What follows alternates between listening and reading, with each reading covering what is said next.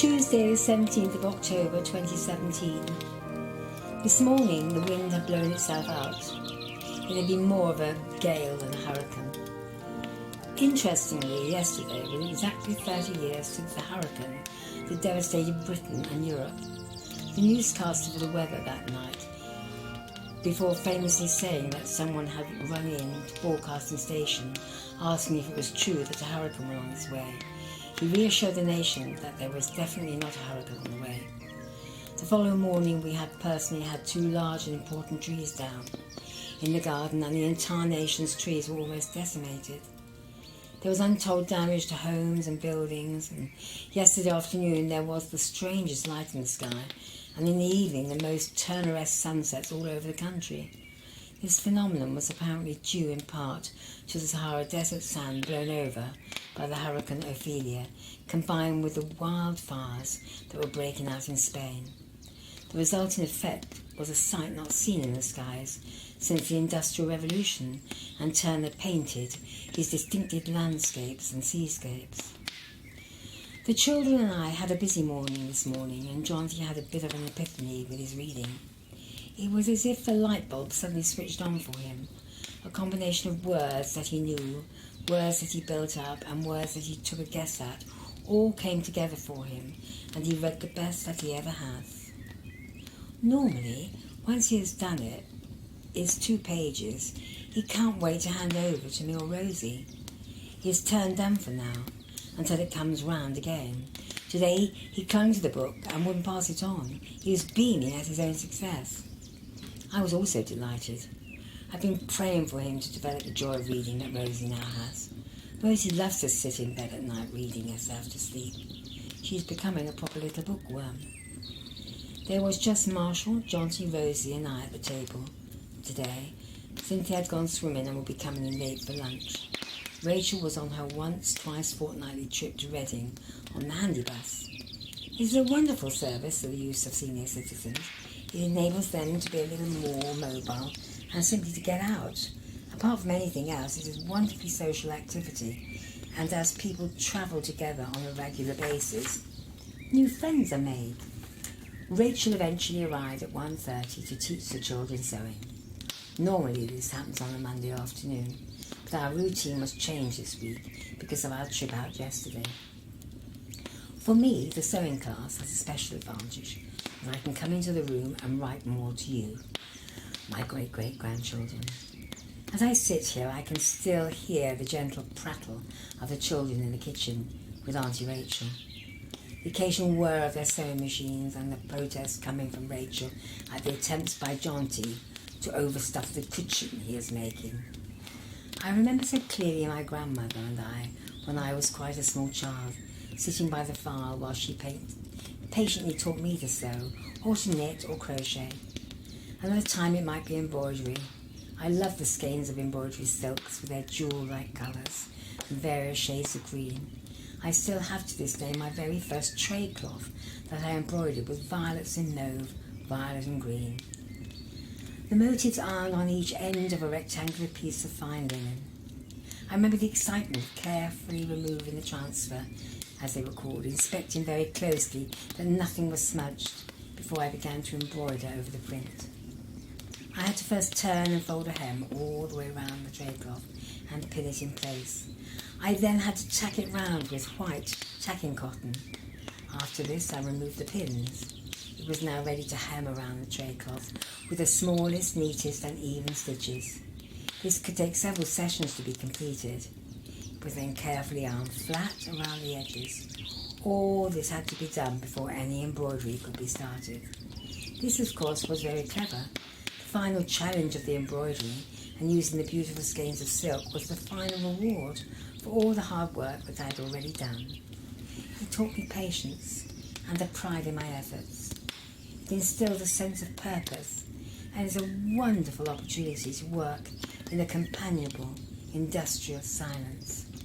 This was the wonderful part. The time shared with my grandmother. I was probably about 6 or 7 when I did this, and yet the memories of the experience are so vivid up to this very moment. I've done some simple tapestry and wool work with the children, which they enjoyed very much, but because of the speed of life now, and full of so many things to do, they are reluctant to sit for a whole afternoon, as I did at their age. The gears of life have changed.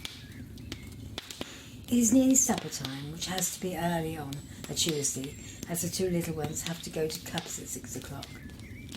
It is complicated this evening by the fact that Davy wants me to pick him up first from the garage, where he is leaving his car tonight for its annual service. The children have all voted for beans on toast. We generally always have a high tea at supper time because we have cooked hot meal and pudding at lunchtime, usually prepared early in the morning before school starts. I should love to know how you in the future plan your days, your meal times. I imagine that routines are quite different, and you maybe all work and are school from home. I imagine, though, in a completely different way to our idea of homeschool. I should stop writing now. The evenings are really now drawing in, and it is becoming too dark to write anymore. I shall be back again tomorrow.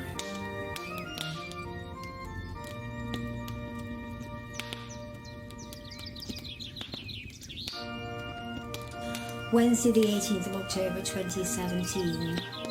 Up early to bake cakes today. My friend May, who bakes the most delicious cakes and brings them along to the Wednesday morning Bible study group, isn't able to come today. Wednesday morning group without a cake is unheard of. I decided to make a recipe of my own for Muscovado buns. My children love them, and the Muscovado sugar is better for them than white granulated sugar. There are B vitamins in this kind of sugar, but it's still sugar, and too many shouldn't be eaten. I decided that you might like this old recipe. The Muscovado toffee tasting buns. 8 ounces of Muscovado, soft brown sugar. Make sure that all the lumps are pressed out of it. 8 ounces of Vitalite dairy-free spread. 4 organic free-range eggs. Vanilla essence. 8 ounces of spelt self-raising flour or Homer self-raising flour. The method. Cream together the sugar and the Vitalite or other dairy-free spread. Beat in the eggs one at a time. Add vanilla essence and continue beating. Finally, fold in the flour and stir. Put into greased patty tins and bake until done. When cooked, cool on a cooling tray. When cool, out into the cake tin and hide them. Yum! My children love these cakes, and for very special occasions you can put a swirl of toffee sauce on top, made by heating sugar and dairy-free spread together until it starts to caramelize. Cool before use.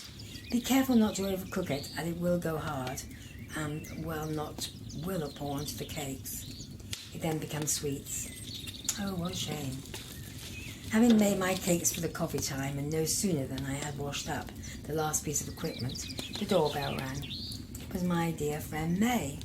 She came bearing not one cake, but a box of tray bakes as well. I must add that she was not staying for the meeting. She and her husband were going away for a couple of days, and she needed the time for arranging their trip. Also, I have to add, she lives at least a half an hour's journey in the car away from here. That is love and friendship of the rarest kind. She didn't want us to be without our usual cakes this morning. Although she was busy, she still found the time to make and bring cakes for us. Jonty and Rosie could not believe their luck. They thought that all their birthdays had come at once. All of these cakes on a Wednesday morning.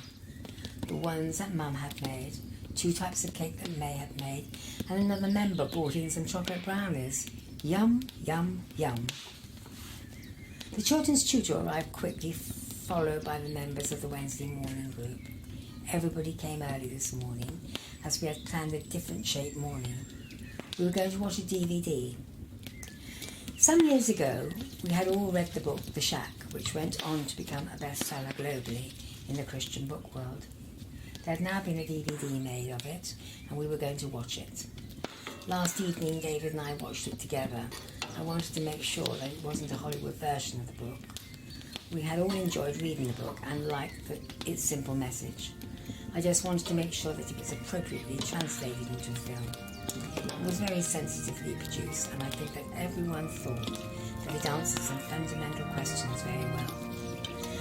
I have to add, I think that we went through several boxes of tissues. Perfect.